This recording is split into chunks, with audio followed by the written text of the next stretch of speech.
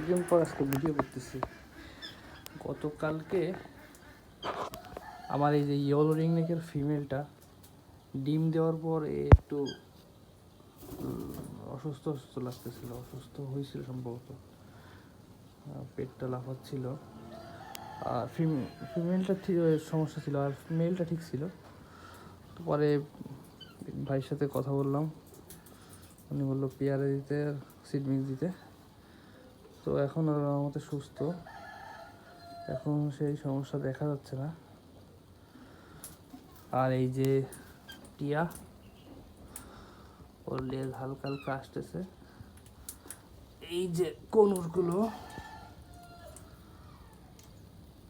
পাশাপাশি রুমটা ক্লিয়ার করার কথা ছিল, মানে কলোনিটা এই যে মোটামুটি ক্লিয়ার করে ফেলছি সম্পূর্ণ,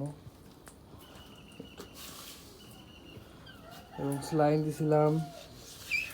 আর আজকে যে পেয়ারা, বটপটি, সিম সবাই দেওয়া হয়েছে।